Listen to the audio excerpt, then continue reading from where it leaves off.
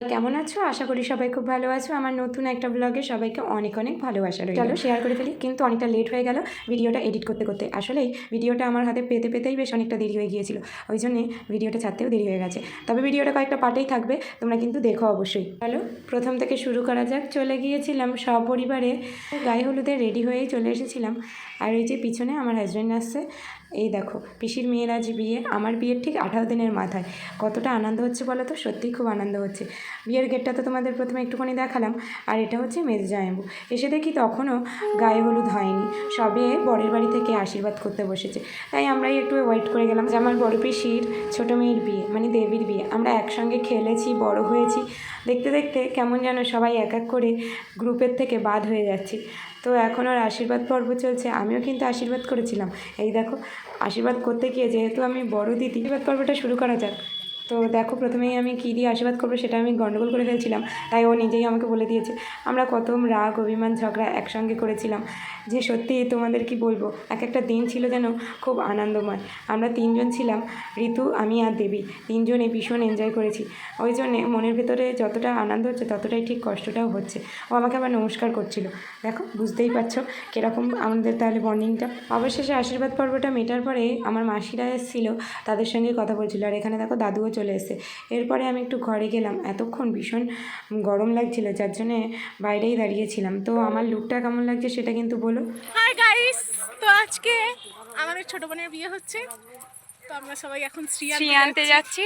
তো দেখতে থাকো ভিডিওটা। সেটা এক বাড়িতেই আমরা সবাই মিলে শ্রী আনতে গিয়েছিলাম, আর এখানে 5জন এও মিলে এই শ্রীটাকে নিয়েছিল, আর আমি দূর থেকে সেগুলো ক্যাপচার করছিলাম ভিডিওতে। তো ওদের ওপরতলাতেই ঠাকুর করা, সেখানেই শ্রী আনতে গিয়েছিল। তো দেখো কি সুন্দর শ্রীটা করেছে, এবং ওটাকে তেল হলুদ দিয়ে রেখে দিয়েছিল। এবং শ্রী আনতে গেলে নাকি পুণ্যপাত্র দিতে হয়। অনেকের বাড়িতে শ্রী আছে, অনেকের বাড়িতে আবার শ্রী নেই, যেমন আমাদের বাড়িতেই ছিল না। তারপরে শ্রী নেওয়া হয়ে গেলে ওদের মধ্যে একটা খুব সুন্দর একটা ছবি তুলে দিলাম, ভালো লাগছিল না সবাই একই সঙ্গে। এরপরে দেখো চলে এসে আমার কর্তামশাই, আর এই যে ভাই, ও আবার শালি ছাড়া চলছে না, এখন যেন আমাকে পাত্তাই দিচ্ছে না। আর আমার লুকটা কেমন লাগছে অবশ্যই বলো। নিজে কিন্তু তাড়াহুড়ো করেই সেজে চলে এসেছি। এরপরে হচ্ছিল ধান ভাঙা, এরপরে গায়ে হলুদ যেহেতু শুরু হবে, তাই ধান ভাঙার কাজটা এখনই শুরু হচ্ছিল। আর এইসব নতুন নতুন নিয়মগুলো দেখতে বেশ ভালোই লাগছিল, যেহেতু আমার বিয়ের সময় এই নিয়মগুলো ছিল না, বা ছিল কি না আমি বলতেও পারবো না, যেহেতু আমি ভিডিও শ্যুটেই ব্যস্ত ছিলাম, আর এগুলোই আমি ছিলাম না, বা এগুলো আমার দেখতেও ছিল না, ওই জন্যেই আমি এগুলো ক্যাপচার করতেও পারিনি। হয়তো আমার ভিডিও ক্যামেরাতে থাকবে এই হলুদ ভাঙা টাঙা বা ধান কোটা তোটা। তো দেখো এটা কী সুন্দর ধান করছিল, খুব ভালোও লাগছিলো দেখতে। আর আমি কিন্তু যে পিসির বাড়িতে খুব যেতাম, সেই পিসির মেয়েরই বিয়ে, তোমাদের তো সেটাই বলা হয়নি, তো সেটা তোমাদের সঙ্গে শেয়ার করে দিলাম যে মালতীপুরে যে পিসির বাড়ি, আমার বড় পিসির বাড়িতে যেতাম, সেই পিসির আজ ছোটো মেয়ে, মানে আমাদের ছোটো বোনের, সবার ছোটো বোনের বিয়ে। তো এরপরেও ছোটো বোন আছে, তবে আমাদের গ্রুপের মধ্যে এটাই ছোটো বোন।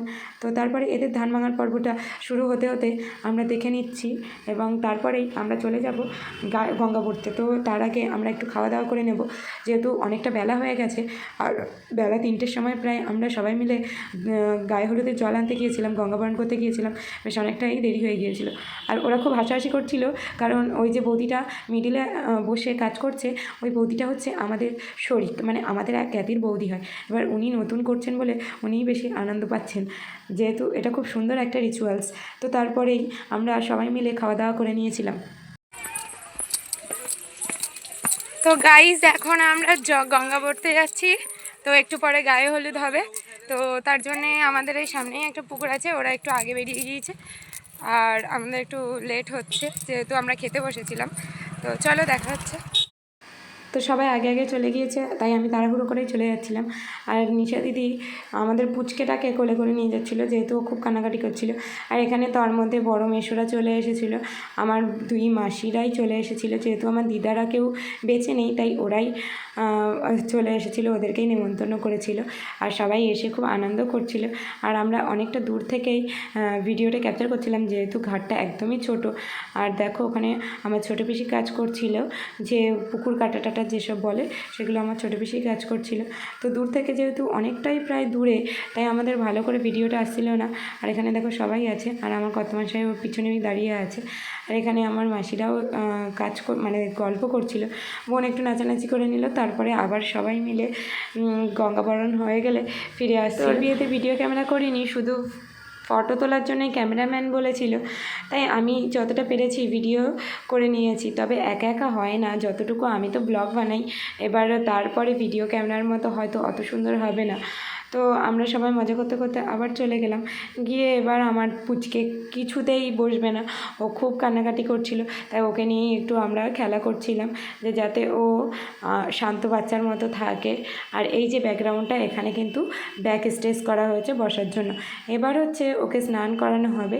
তো ভিডিওটা কিন্তু আমি এই গায়ে হলুদের পর্যন্তই স্টপ করে দেবো, কারণ না হলে অনেকটা লং হয়ে যাচ্ছে, আর বেশি লং ভিডিও দেখতে তোমাদের ভালো লাগবে না।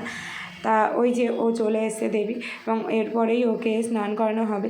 আর আমরা এতটা পরিমাণে হলুদ মেখে ভূত হয়ে গিয়েছিলাম যে ওর বাকি রিচুয়ালসের ক্যাপচারগুলো করতে পারিনি। তো যতটুকু পেরেছি তোমাদেরকে দেখানোর চেষ্টা করেছি। এখানে 7 জন এও মিলে ওর যে কাজগুলো হয় সেগুলোই করছিল। আর এখানে আমার ছোটো পিসি ওকে বরণ করছিল, গায়ে হলুদ দিচ্ছিল। আর তখন যে আমি ভিডিওগুলো নেবো, কিছুক্ষণ পরেই দেখি কারেন্ট অফ হয়ে গেছে, ওই জন্য ভিডিওগুলোও নেওয়া যাচ্ছিল না।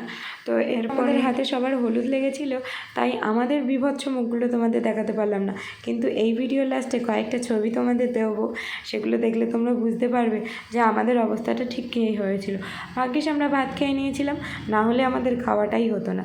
তো এরপরে ওর রিচুয়ালসগুলো হচ্ছিল, তারপরে ওকে স্নান করানো হয়েছে, এবং স্নান করানোর পরে ওকে ঘরে নিয়ে গিয়ে সাজানো হয়েছিল, কিছু ভিডিও এবং ফটোশ্যুটও করা হয়েছিল। আর ক্লিপসটা এই পর্যন্তই। এরপরে রাতের কিন্তু বিয়ের ব্লগটা আসতে চলেছে, সেটা কিন্তু অবশ্যই দেখো। তার আগে কিন্তু চ্যানেলটা সাবস্ক্রাইব করে দিও, এবং ফেসবুক থেকে দেখে থাকলে কিন্তু ফেসবুকে ফলো করে দিও, না হলে আমার নতুন নতুন ভিডিও কিন্তু দেখতে পাবে না। এখানে বাকি ভিডিওগুলো কিন্তু ভাইই করেছে। নেক্সট ভিডিওতে দেখা হচ্ছে।